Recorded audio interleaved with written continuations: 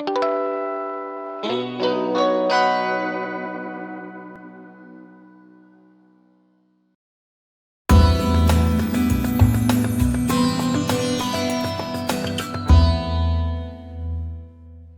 everybody, it's Heidi here with the Ann Arbor District Library, and I've decided, as I was just getting started with the project, that I'm going to document my way working through this creative bug class. It is a book it's an altered book daily challenge, so each day, ideally you watch a segment each day with a new technique to use in the altered book. So there's different things to do with prepping the pages for painting, or maybe cutting them away, adding different things to it, image transfers, who knows, found word poetry. So I was just getting started with it, and I thought, well, this might be fun to document and film, see how it goes. And I happened to find I had a book in my house that was withdrawn from the library. The pages were really just coming apart from the binding, so it was just one of those things we just couldn't circulate it anymore. And so this is the book, How to Practice by the Dalai Lama. And I've taken the dust jacket off. I might use, his smiling happy face somewhere in there because he's just adorable.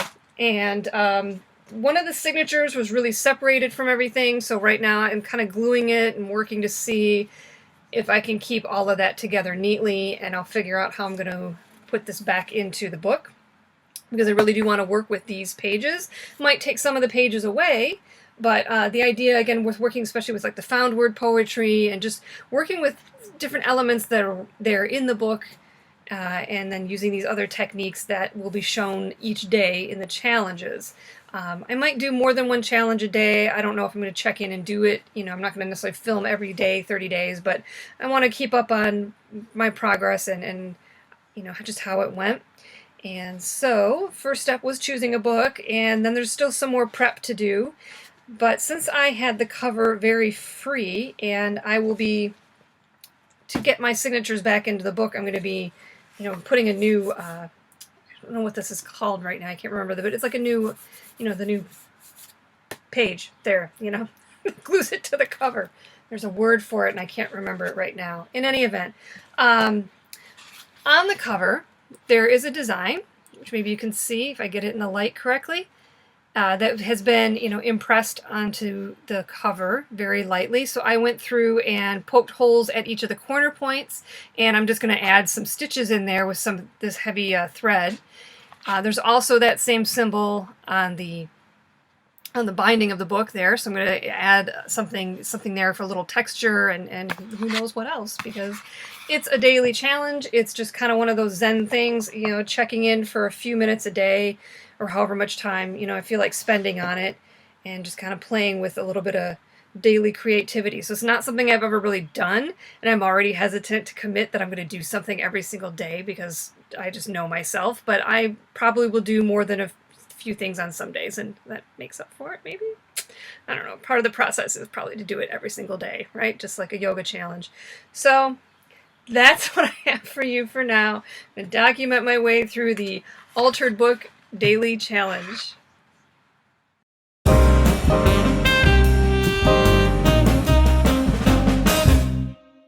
Alright, so this is the second installment on working on the Altered Book Challenge. So I've been spending some time just with getting my book prep, so I haven't really gotten into most of the challenges yet, but I've done a few. So anyway, I have been able to get the pages back into the book pretty well, secured that one signature that was falling out. But then I've been slow to get a page, to cover up all of this. I wanted to do it, I was thinking about pages that using this technique of the acrylic paint, and using a saran wrap or a cling wrap with like a fluid medium mixed into the second layer of paint, and you just let it dry on there like that. It makes that really cool look. And I ran out of cling wrap, so I thought I would try using those thin vegetable bags. Didn't really work as well, so I went through the process with that, and then acrylic paints I had weren't really that great either for the colors that I wanted, so it's been a process. I've come up with this, and I think I'm just going to leave it. It's still not really what I wanted, but I got to move on. I did finish working on the embroidery. And so with the first steps, they talk about playing around with the title page. I haven't really done that. They did also recommend prepping some of the pages with gesso, which is a medium that you put down on us to help prep a surface, basically. And the gesso I had was very old and clumpy and it just wasn't good to use, so I did try to make a homemade gesso using cornstarch, baking soda, and white glue, and it worked. I mean, it sort of covered the page, but it's really chalky, and the biggest problem I had with it is I went back the next day to use it, and it was like a solid clump. So I guess I didn't realize the DIY gesso is just a one-time only. So I decided to go and get actual gesso, and it works a lot better. And here's a page that I kind of played with the found word poem, where you just go through and select certain words and see what it comes up with, and then play with that. So I did that on a couple of pages. What I've enjoyed about the program is they've mentioned a couple of books that are altered books, and there's one that I can't remember the title of right now, and I didn't write it down. And I will link it in the description, though. It was a book it's a novel that somebody went through, and he took selected words, like a found word poem, to kind of recreate the novel as an altered book. It looked really interesting, so I'm inspired by that. So yeah, so that's where we're at so far in the altered book challenge. I'm really excited about this packing tape transfer technique, so I wanted to share it with you here. The cool thing about it is that if you have any text or writing on your image, you don't have to have it reversed for this type of transfer, so it'll be the right way. You do need specifically to have a photocopy or something from a laser printer. You cannot use an inkjet photocopy for this, but you can do this with a magazine. So you will need some packing tape, and the packing tape I have is pretty thin. It's nothing fancy. And this is going to probably not cover the whole image, so I'm just going to lay this down, hopefully without getting any wrinkles. And I did not even put that on straight. So I'm going to need a couple more pieces.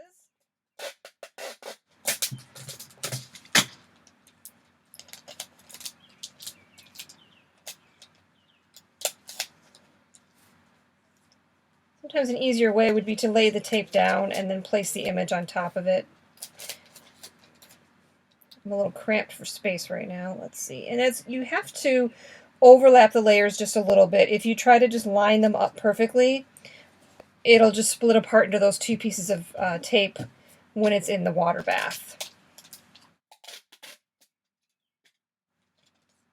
So I put the tape on, and I'm going to just go over it with a bone folder tool that I have to make sure I have good contact. It's nice and smooth.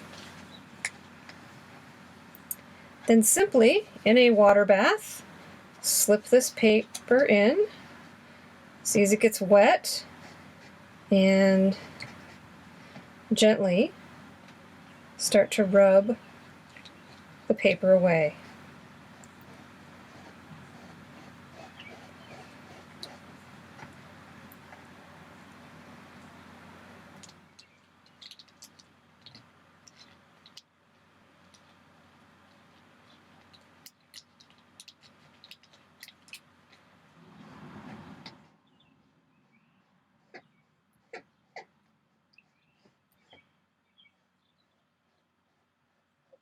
You do have to be careful not to rub too forcibly, too hard, I did that a little bit and already removed a little bit of the ink from the one cat's back, but that's okay. You know, with transfers, they're not really, in my opinion, meant to be perfect. If you wanted the photographic image, that's what you would use, I think. But this kind of gives it a certain look. And you can see how that is. Nice and transparent. Just dry it off. There's not much adhesion left on the tape, so still need like a glue stick to glue it down. But the cool thing is you can place it and it sort of stays. You can kind of play with it. Reminds me of like color forms, if you know what those were. So they would stick down, but you could still peel it away. So you can kind of work with where you want to place it. And you might notice there's still a little bit of paper here and there that you didn't get all the way off. And it's good to do it now as best you can, because once the fibers start to dry on there, it's really hard to get them off again.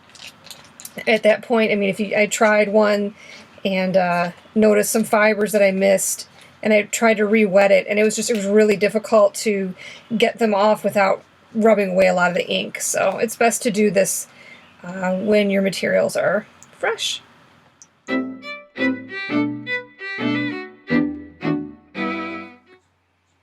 Before we move into the next segment, I have another technique to share with you, which is how I created that texture using acrylic paint and cling wrap. So we're working with drawing paper, just regular medium weight drawing paper for this. That's what the woman in the video that I learned this technique from was using. I'm sure it would work on other things as well. And first step is just to coat the piece of paper, the layer of acrylic paint,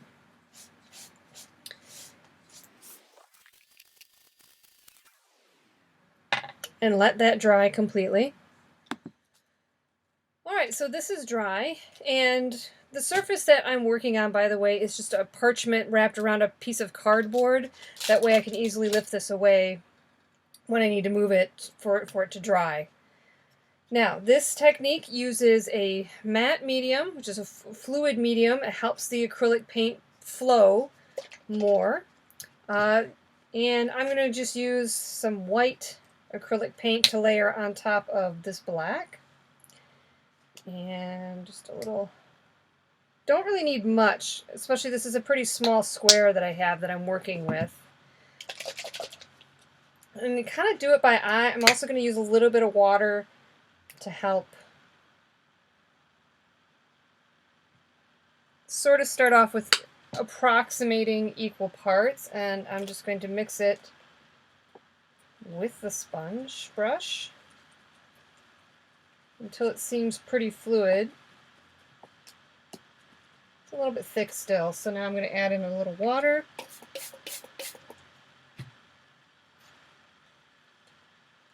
Let's see, it's a little not as thick as acrylic paint usually is. Alright, but you will see I have very little in here, but there it goes. Just kind of pouring it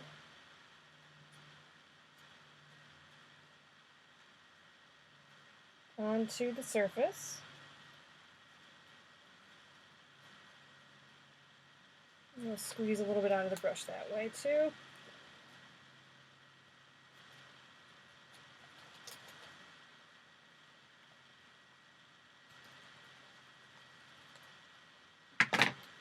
And then we just need a piece of cling wrap and lay it on there. Kind of squish it around. Help smear that paint around the surface, crinkling up the paper as well. And you'll start to see how that's going to work and move.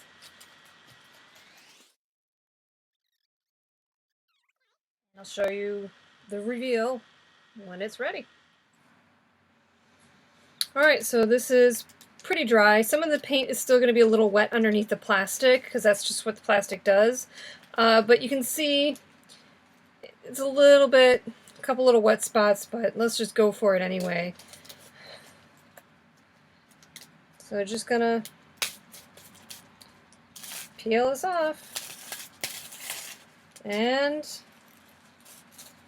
there we have the finished piece. You'll see in the video ahead I used red background with black.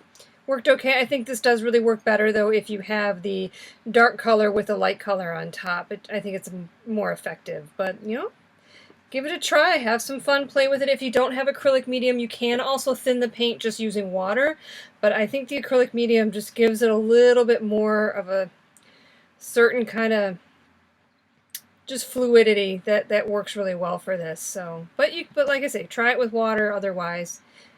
Just another technique to have some fun with.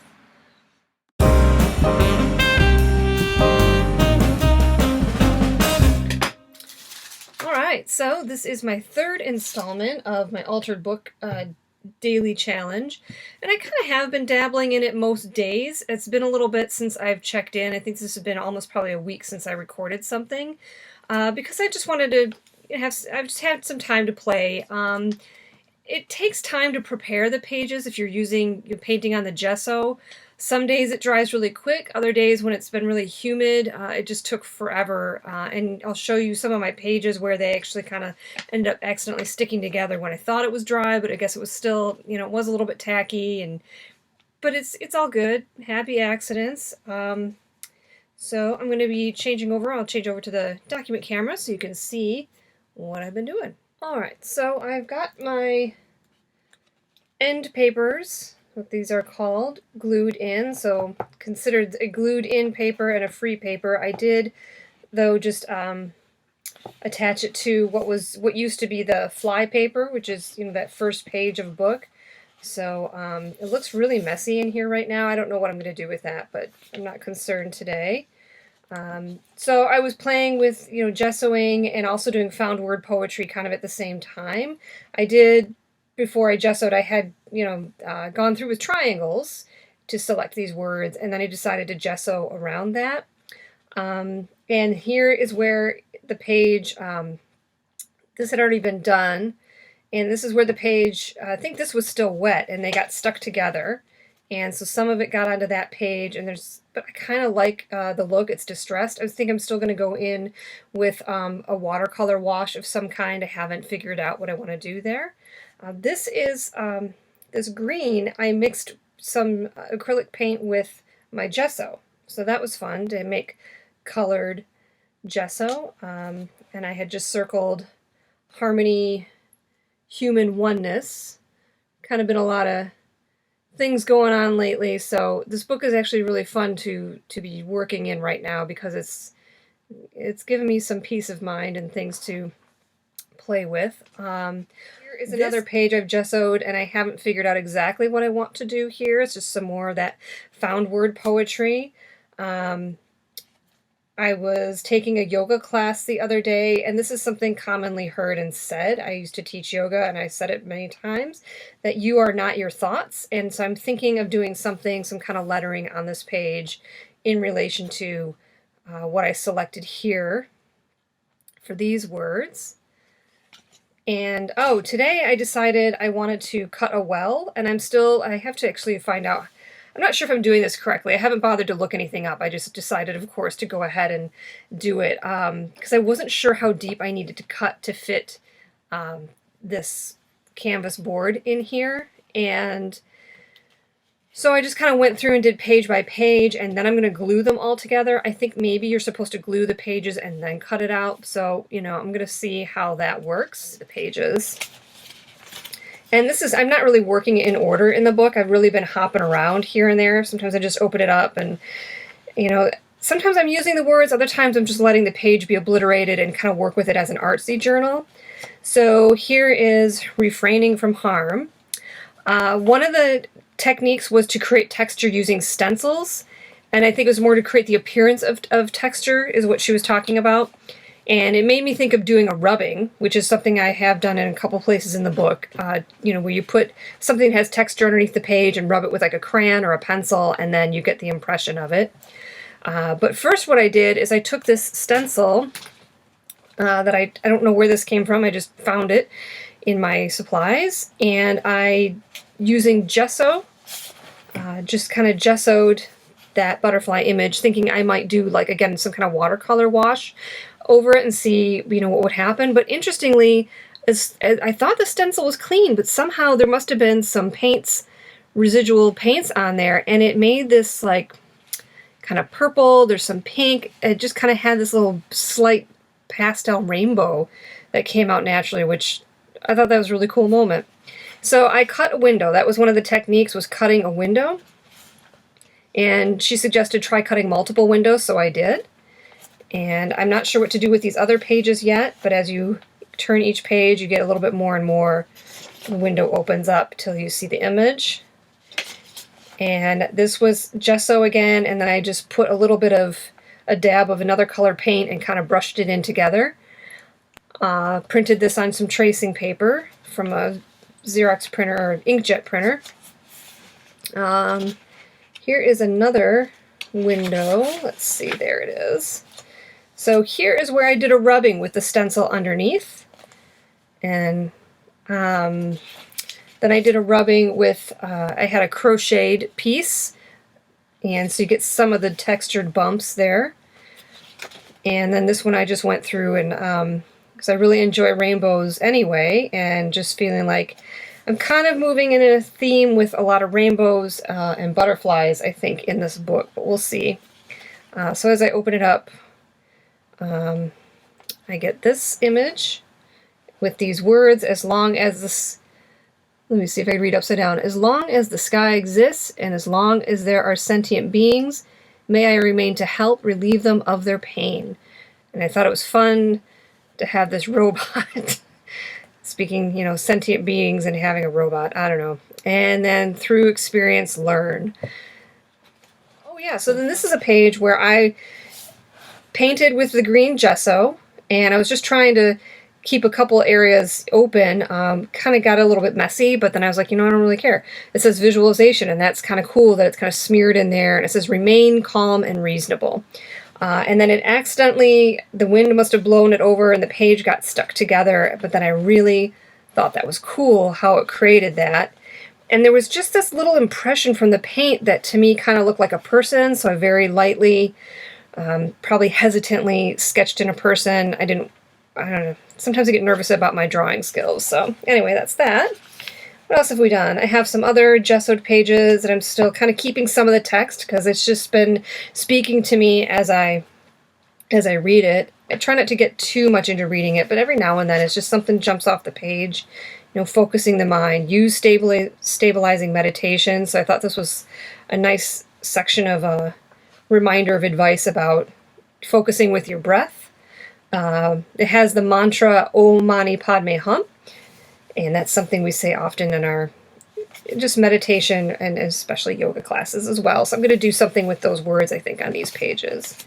And then the last thing, she was talking about tipping in the page, and that's where I said I didn't really do it exactly, I think, the way that she was teaching it. But basically what that means is when your book's getting thick, you can cut out some pages and then maybe I guess put in some other things so like that are smaller. She put in like a tissue kind of vellum insert. You have to be careful cutting so that you don't cut your binding.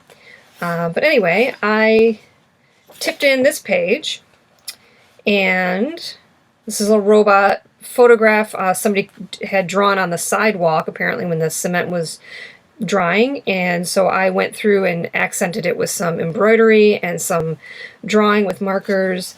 Decided to cut a window. I like the title Tantra and different ways of practicing, and so then I took from the page that I had cut out, I took and just made this frame with the words. So there you go, just having some fun.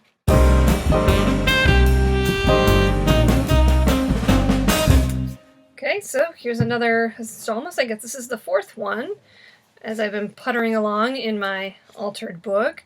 So I just wanted to show you that I colored the edges of the pages, and probably that would have worked better if I would have done it at the start, but I didn't know I wanted to do it. So a lot of my pages, they're kind of moved around from cutting, or here's the section where I glued in the piece and there's, it's all one solid, so it kind of, it makes it bulky, so the book doesn't, shut real great, but it's okay. I kind of like how it's a little bit wild at this point. And I'm going to flip over to the document camera and show you a couple other things I've been working on. All right, let's start at the beginning. Interestingly, I thought I was going to use this motif a lot more throughout the book, and I haven't really gotten back to it yet.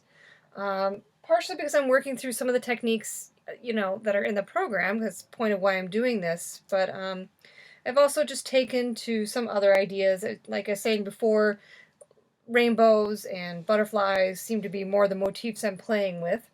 This was a mandala printed from a website, Monday Mandala, and I printed it onto a tracing paper. I used watercolor markers underneath to color in like a rainbow burst, and they're watercolor markers, so the fun thing is you can just you can paint with them. I spritzed it with water and just let that spread and bleed.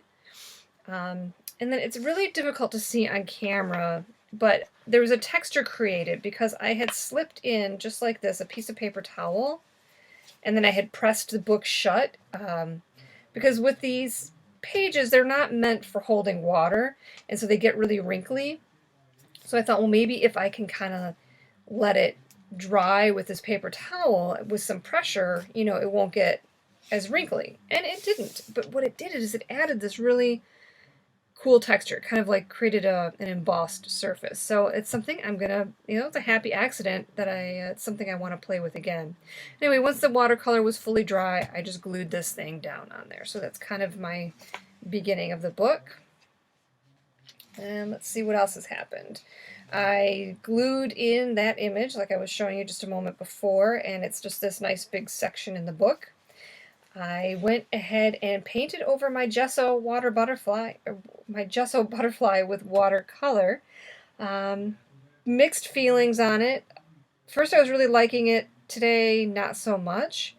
But I think I'm still going to do something with that. Something else that I tried was to distress an image to make it, when you have a photocopy, it's that bright white paper. And so she talked about, going over it. She was using pastels. I just used colored pencils, not the watercolor kind, just the regular colored pencils, and just kind of scribbled over it and sort of rubbed it a little bit, and then tacked it in, and then ended up doing that all over the page to make it be similar. And I have a stencil, is what that is, and so I just went in with markers and, again, another little rainbow and just with the flowers. And I'm trying to occasionally keep the prayers in the books. They're sort of prayers. They're like poems in the prayers. So keeping those words available, and it's a fun image.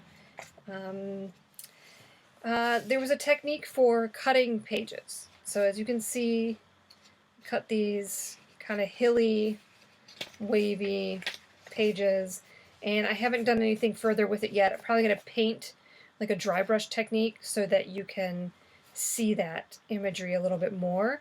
But then I took the other section, the pages that were cut, and I glued them onto here. So the words are upside down.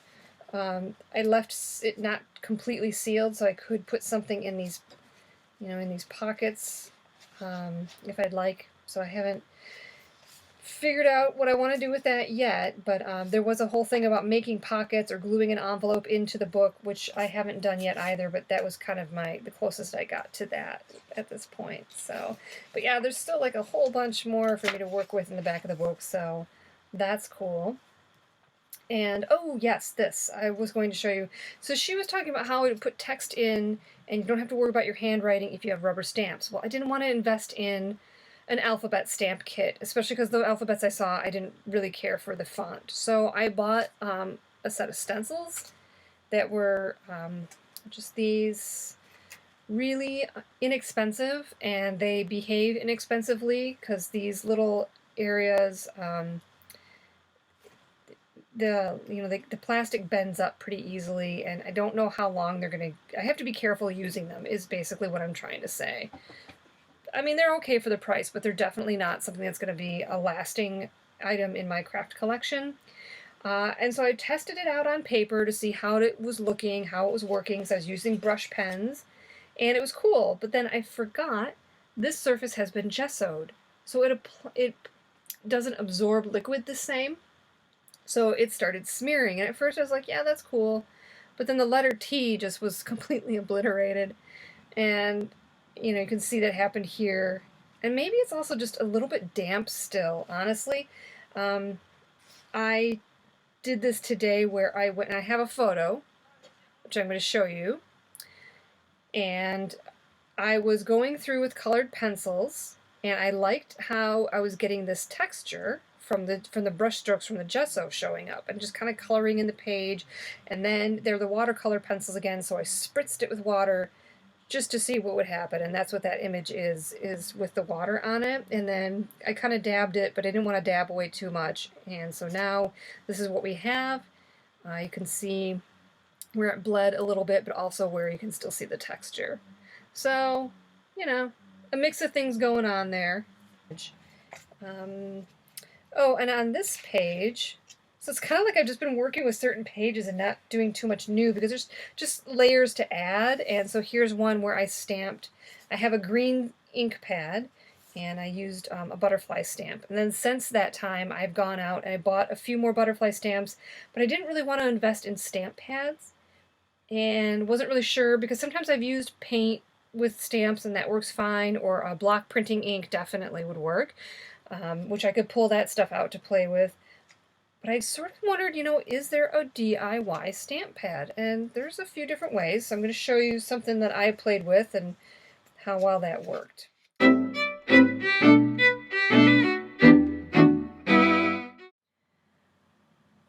Alright, so here's my DIY ink pad. I did a little internet searching and then just kind of came up with this method on the fly, kind of winging it. I decided to use some vegetable glycerin and liquid dye because ink pads are dye-based, but the liquid dye, is very watery. So I thought having the glycerin addition would help to thicken it up.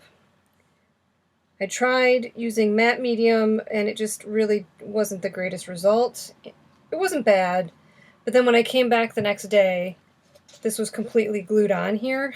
So it doesn't last as long. The dye-based one, I came back the next day and it wasn't dried out yet. You probably couldn't keep it covered and keep it around for too long because it would start to mold. So you can see I have about, a nickel-ish sized little blob of glycerin on there. So I'm going for approximately equal parts of dye and glycerin. Okay. Stirring this together.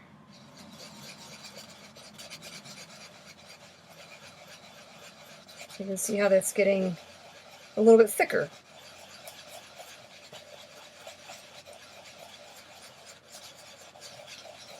Really mixing it well. And then I have a piece of felt, nothing fancy, just regular old craft felt that I'm using for the pad. And I'll use this to kind of press this down, get that ink to come up through the felt pad. Okay. And so this isn't like the greatest ink pad in the world, but it worked for what my purposes were because I just, again, did not want to invest in ink pads because I was going to want more than one color, and I happen to have every color of the rainbow of Rit dye that I discovered in a cabinet, so finding a way to use it. On this paper, you can see the green is a regular ink stamp pad, and then this is the DIY ink pad that I did with a couple of those stamps. So we've prepared it, and I'm going to take my stamp, have a piece of paper ready, and just like you would with a regular stamp and ink pad, dabbing it on there. You can see there's the ink.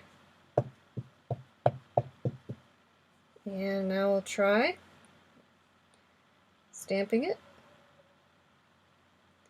And it looks better once it dries a bit, but there you go. Pretty fair detail. with my...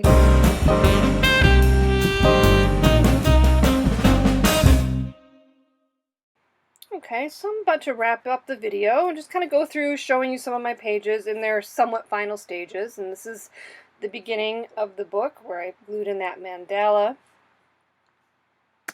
and the flip side of the page with a butterfly stamp.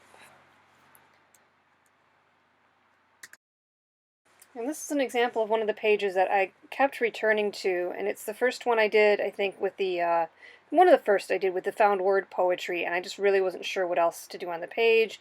But every now and then I just go back, and then all of a sudden one day I was inspired to add some color, and I wanted to write that "you are not your thoughts." I kind of always had that in the back of my mind in the beginning. And I've since done something on the following page that bled through, so the text is kind of difficult to read. So this page probably still not finished, and I will do something maybe to enhance that text. And here is that following page. I found some distressing ink in a spray bottle, so I sprayed it over the stencil I was using, and I like how it looks, but unfortunately it bled through on the other side. And then you can see I inserted the canvas board into that niche that I cut, and it turns out there was an exercise at the end of the video, and she cuts a niche at the back of the book, which is probably better instead of having a stiff chunk in the middle of the book, which I think has caused a problem where my book is falling apart. I think it encouraged the pages to split and come away from the binding, but it's mostly still intact, and I kind of like how it's just developed that it's gotten a bit wild, and I think it's fine. I'm not too worried about it or having to repair that. And this is one of those sections that I was challenged by with when I cut those windows. I didn't know what else to add to it, and then I purchased some washi tape and decorated the framing, and now I'm really pleased with it. This is another one of my favorite sections of the book.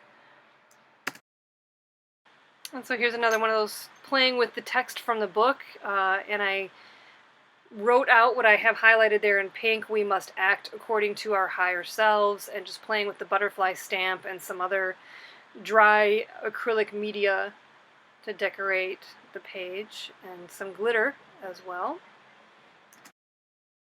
So here's a page that I really did struggle with. Once I cut the pages into that wavy form, I just didn't know what to do. I knew I wanted to use the words Om Mani Padme Hum somewhere in here, and especially I kind of lean towards this because it's the title being practicing concentrated meditation. So I do really feel pleased with how this all turned out. I just started going in and writing out the words on each wave, and then adding in some other elements, and finally that page on the left in the big block letters. And this page is where I used the other half of those cut pages and just glued them all down, colored it in. I really love the colors on this page, and I decided to use one of my meditative drawings just to glue it right over the text there, just so this pretty much mostly just a page of imagery. There's this page with the object of meditation. I was able to use the packing tape transfer method, and that's a photograph of our cats, Kula and Nova, who passed away a couple of years ago, and so they crossed the Rainbow Bridge. I really liked this little origami, having a 3D element to the book, and this Rainbow Bridge, and just how that opens up. It's a lot of fun. The last thing I have to show is at the end of the book, and it was at the end of the video program, was to make this little origami box, which you glue in and it lays flat. It's kind of an envelope box type of thing. I added some washi tape to the paper for a decorative design, and when you pull open those two tabs, you can reveal something inside. And I just put an image, another packing tape transfer. It's an image from pretty much the last photograph on our wedding night, so it just kind of seemed appropriate to put it right here at the end of my book. Well, in conclusion, I can say I really enjoyed this creative bug class and definitely learned a lot from it. In fact, I think it's something I'll probably even go back and reference again to learn some of the to use some of the techniques that I didn't quite get to. Some things I just didn't have the materials for, and in some ways just didn't really feel like I had the time right now. It's a 28-day challenge program, and actually I've done this in a little bit shorter than 28 days. But I feel this point is good to wrap up the video as far as documenting my experience, and just kind of like you could see the creative process, like working through doing some of the technique and then going back in. A lot of it's a layering process, and I also feel that this is the kind of project that is ongoing. Even the two presenters at the end of the class were saying that they're very excited and attached to their books, and they just wanted to keep going with it. And that's what I intend to do as well. I've always wanted to get into this kind of thing, and so this was a great way to be able to approach it, because it really helps you direct, like just starting to play with some of the techniques, and then you discover how the book speaks to you. It's very different than working in, a blank journal. So you have words and imagery, perhaps, that you can play off of, or sometimes just obliterate completely. But it kind of started to lead, into certain repetition for me of motifs with just the butterflies and the rainbows to kind of decorate the pages, and just playing with some artistic mediums. And it just feels really good. And, it's definitely more of a process-oriented project than a product. I was thinking, though, if you wanted to spend the time, maybe a little bit smaller book, it'd be kind of a cool, special gift for somebody. I don't know. I'm thinking about maybe like a book of poetry or something like that to go in and decorate and alter it, or I don't even know. It could be a play. It could be anything. And this was kind of a serious book, but it was also really enjoyable to dive into, especially these days. It's just like every day, every week, there's just so much to process with current events that it was a nice way to kind of refocus energy and just to take some time and slow down and have this kind of crafting project. I hope you go and check out Creative Bug, and there's lots of other programs on there. There's lots of other types of daily challenges, and I'm definitely going to dive into trying another one that's not as varied. That's the one thing with this one. It had a lot of different materials, a lot of different things going on, but like I said, it was a great way to introduce me to doing this altered book type of activity, and I'm really excited and planning on doing more of these in the future. So thanks for staying with me. I know it's kind of a long video, but it was really fun to share my processes with you and a couple of my DIY, occasional, fails, but my DIY projects along the way. So keep watching, keep playing the summer game, and thanks for being here. Have a great day.